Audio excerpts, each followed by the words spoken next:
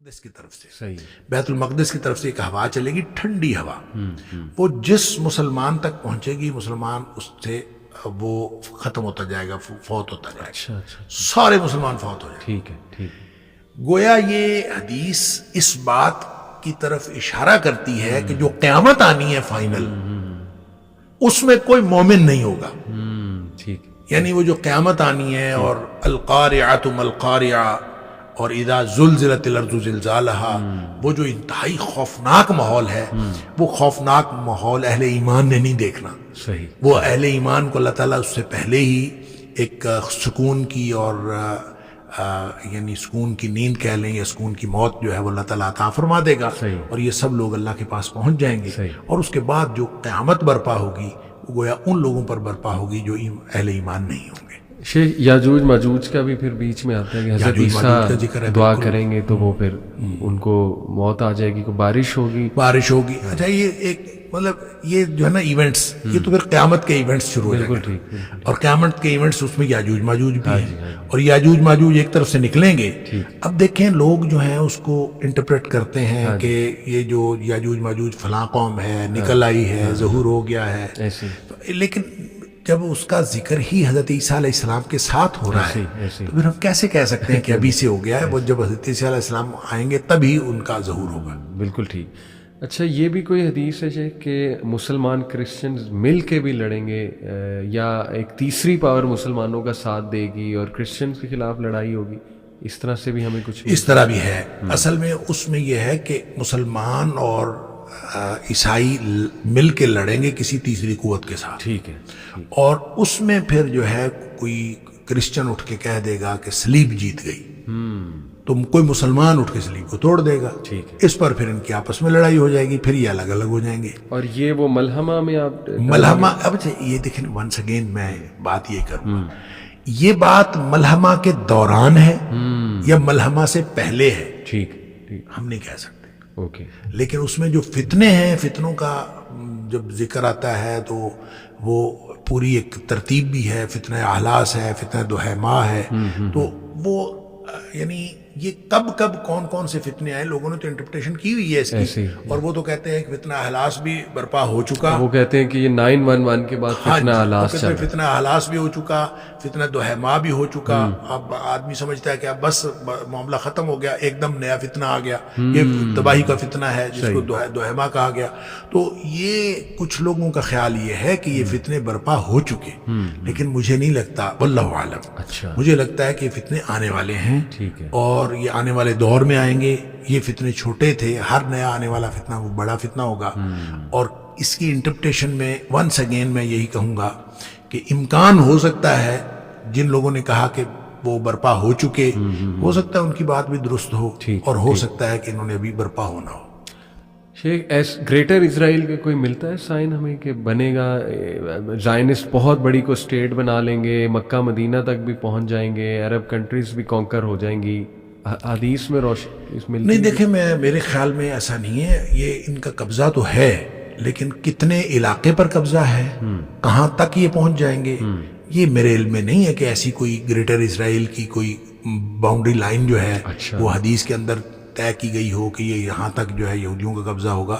البتہ یہ ضرور ہے کہ یہودیوں کا قبضہ ہوگا، جیسے میں نے عرض کیا کہ آخری جنگ جو ہے مسلمانوں کی، عیسائیوں کو شکست دینے کے بعد پھر مسلمانوں کی آخری جنگ جو ہے یہودیوں کے ساتھ ہونی، تو وہ کتنے علاقے پر قابض ہوں گے واللہ عالم۔ ٹھیک ہو گیا۔ تو شیخ ابھی ان حالات اور اسی لیے میں عرض کرتا ہوں جن لوگوں نے کہا گریٹر اسرائیل کے وہ ایک دفعہ قائم ہونا ہے اور یہ لازماً قائم ہوگا، تو یہ میرا نہیں خیال کہ اس کو ہم انہی حدود کے تحت گریٹر اسرائیل کہیں کہ جو اسرائیل والے خود یہودی یا زائنسٹ جو چاہ رہے ہیں، جو انہوں نے نقشہ بنایا ہوا ہے اس کے مطابق وہ قائم ہوگا، یا کوئی اس کی اور حدود ہوں گی، واللہ عالم، اس کے بارے میں کچھ کہا نہیں جا سکتا۔ یہ سوال بڑا شیخ آ رہا ہے کہ امام مہدی پیدا ہو چکے ہیں یا بہت قریب ہے ان کا ٹائم، ایک دم سے ظہور ہو سکتا ہے، تو آپ کی اس پہ پرسنل رائے ایک ہوتی ہے نا ہر عالم کی، آپ کی اس پہ کیا ہے پرسنل؟ دیکھیں، میں پہلے بھی کئی دفعہ کہہ چکا ہوں، اس کے اوپر لوگوں نے آراء بھی دی ہیں جو کوئی اچھی آراء نہیں دی،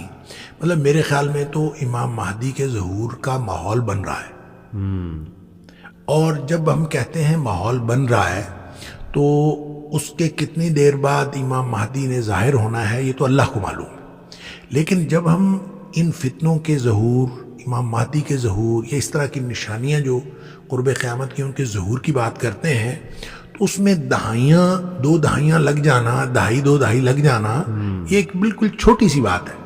یعنی ہو سکتا ہے کہ ایک چیز جو ہے جس کو ہم سمجھ رہے ہیں کہ ظہور ہونے کا وقت ہو گیا ہے اور یہ اس کے بعد وہ ان کا ظہور 1 دہائی کے بعد ہو، 2 دہائی کے بعد ہو، واللہ عالم کب ہونا یہ اللہ کو معلوم۔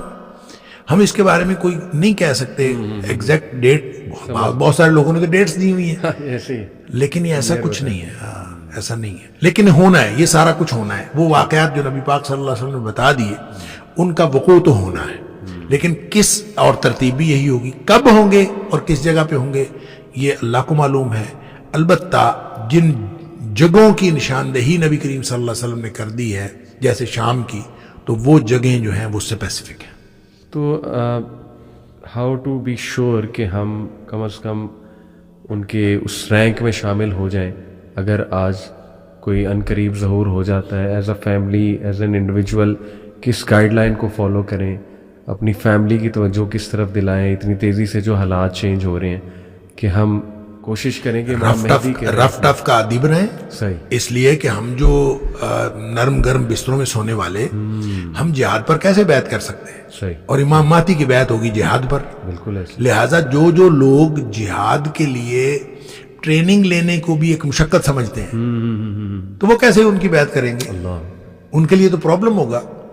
لہٰذا اس کو دیکھیں، یہودی اپنے بچوں کو ٹریننگ دیتے ہیں، ساری دنیا کے لوگ اپنے بچوں کو جنگی ٹریننگ دیتے ہیں، ہمیں بھی ایز مسلم نیشن کے طور پر، مسلم ملت کے طور پر ہمیں اپنے بچوں کو جہادی ٹریننگ دینی چاہیے، اور امت مسلمہ کے حکمرانوں کو اس بات کا اہتمام کرنا چاہیے۔ اور میں تو کئی دفعہ پہلے بھی کہہ چکا ہوں کہ پاکستان کے تمام عوام کے اوپر، مثلا ہم پاکستان کی بات کرتے ہیں، تمام عوام کے اوپر جنگی ٹریننگ لازمی ہونی چاہیے، بالکل صحیح۔ اور یہ بالکل ہر بچے کو، جیسے دیکھیں پہلے NCC ہوتی تھی اسکولوں، کالجز کے اندر، میرے دور کی بات ہے یار، ہاں جی، NCC ہوتی تھی، کچھ نہ کچھ ٹریننگ ہوتی تھی، پھر جام باز فورس ہوتی تھی، اس میں کمیونٹی کے لوگ ہوتے تھے، کچھ نہ کچھ ٹریننگ کا سلسلہ۔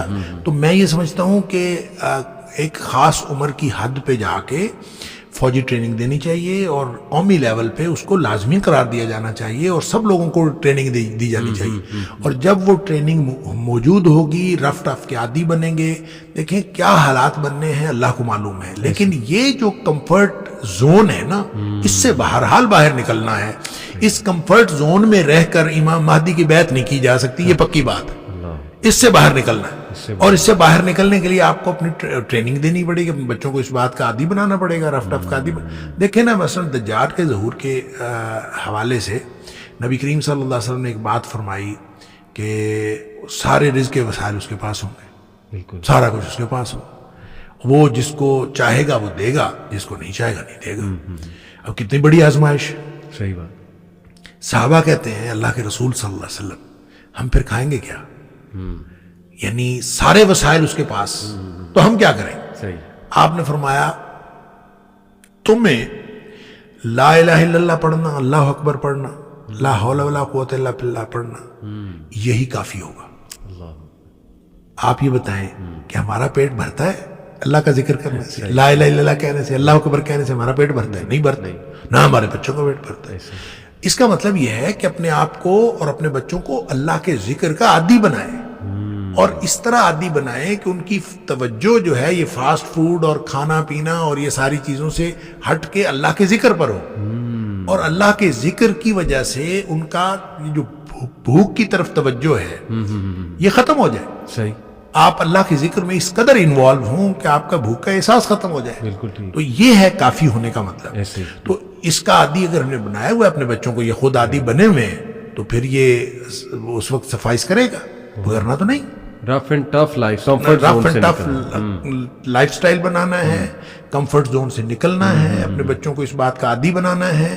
اور میں تو قومی لیول پہ میں سمجھتا ہوں کہ قومی لیول پہ ہمیں جہاد کی ٹریننگ کرنی چاہیے، اور یہ فوجی ٹریننگ یہ حکومت کو چاہیے، صحیح بات. یہ ہمارا کسی گروپ کا کام نہیں ہے. جی.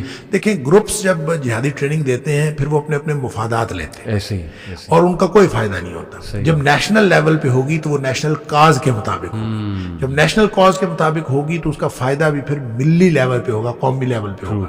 تو اس کو حاصل کرنے کے لیے پھر جب کبھی امام مہدی کا ظہور ہماری زندگیوں میں ہوتا ہے، ہماری زندگی کے بعد ہوتا ہے، اگلی نسلوں میں ہوتا ہے، جب بھی کبھی ہوگا ہماری نسلیں اس کے لیے تیار ہوں. بالکل ٹھیک. اور جب تک ہم نے اپنی نسلوں کو اس کے لیے تیار نہ کیا، میں یہ سمجھتا ہوں بہت بڑے فرض سے غفلت برتیں گے جب ہم نے تیار نہ. اللہ اکبر. شیخ یہ کیس سٹڈی بڑی زبردست سورہ البقرہ میں ہی ہمیں ملتی ہے. میں اکثر اس پہ غور بھی کرتا ہوں کہ دیکھیں حضرت موسیٰ علیہ السلام اپنی قوم کو لے کے 40 سال نہیں انٹر ہو سکے بیت المقدس میں. کیا یہ ہے وجہ کہ they were not ready؟ جو قوم تھی اس نے جہاد سے بھی انکار کر دیا تھا اور شرک میں بھی پڑ گئے تھے. تو اس کیس سٹڈی سے ہم یہ بھی سمجھ سکتے ہیں کہ ہماری بھی قوم ابھی اس لیول کی تو ریڈی نہیں. جیسے آپ نے کہا امام مہدی کی فوج میں تو بھول جاؤ، یعنی جب وہ جہاد کے اوپر بیعت کریں گے تو ہماری تو یہ ٹریننگ ہی نہیں ہے، اور شاید اسی لیے ہم پہ یہ وبال بھی آیا. آپ اندازہ کریں کہ جب 1/3 لوگ جنہوں نے امام مہدی کو ماننا ہی نہیں مسلمانوں میں سے، کتنی بڑی تعداد ہے. اللہ اکبر. اگر ہم 1.5 ارب ہیں جی تو اس کا مطلب ہے 50 کروڑ نے نہیں ماننا. کتنی بڑی تعداد، کتنی بڑی تعداد. انہوں نے نہیں ماننا.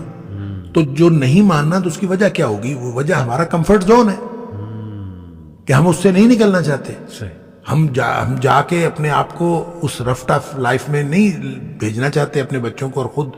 جب ہم کوئی ٹریننگ نہیں ہے، کوئی موٹیویشن نہیں ہے، کوئی موٹیویشن کبھی ہوئی ہی نہیں ہے، کبھی کسی نے بتایا ہی نہیں ہے، کبھی کوئی نیشنل لیول پہ کبھی کسی نے اس بات کی تیاری نہیں کی، تو یہ 50 کروڑ تو ایک طرف ہو گئے. باقی کے جو 1 ارب بچے ان میں سے 50 کروڑ جو ہیں ان جنگوں میں شہید ہوں گے، جو لڑتے ہوئے شہید ہوں گے. 50 کروڑ کتنی بڑی تعداد ہے. اور اس کے بارے میں بھی بہت بعض احادیث ایسی ہیں، کوئی صحیح کوئی غیر صحیح، لیکن ان میں بڑی عجیب و غریب تفصیلات ہیں. یہاں تک کہ مثلاً ایک کوا اڑے گا اور اڑتے اڑتے اس کو جگہ نہیں ملے گی کہیں بیٹھنے کی، اتنی لاشیں ہوں گی کہ اس کو جگہ نہیں ملے گی اور وہ جاتے جاتے وہ گر پڑے گا اور بالآخر گر کے مر جائے گا، اس کو جگہ نہیں ملے گی بیٹھنے کی، اتنی لاشیں ہوں گی. تو 50 کروڑ اگر مسلمانوں کے شہید ہوں گے تو پھر مقابلے میں جو دوسرے لوگ ہیں ان کے بھی تو لوگ مریں گے نا.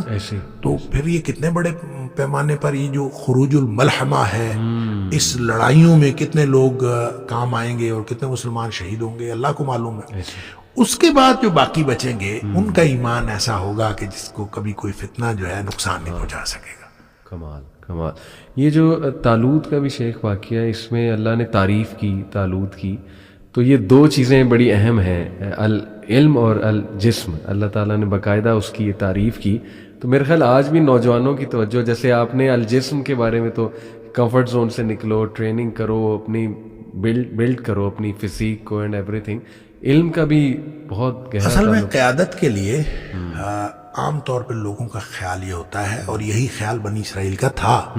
اس جو آپ طالوت کی بات کر رہے ہیں کہ ان کا خیال تھا 2 چیزیں عام طور پہ بنیاد سمجھی جاتی ہیں قیادت کرنے کے لیے، یا ملک کی باغ ڈور ہاتھ میں لینے کے لیے، یا امارت کے لیے. صحیح. وہ ایک دولت ہے اور ایک نسل ہے. آپ خاص نسل سے ہوں، خاص خاندان سے ہوں، اور آپ دولت مند ہوں. یہ 2 چیزیں ہوں تو پھر سمجھا جاتا ہے کہ آپ وہ بیسک کوالیفیکیشن پوری کرتے ہیں کہ جب آپ کو جو ہے وہ مل جائے.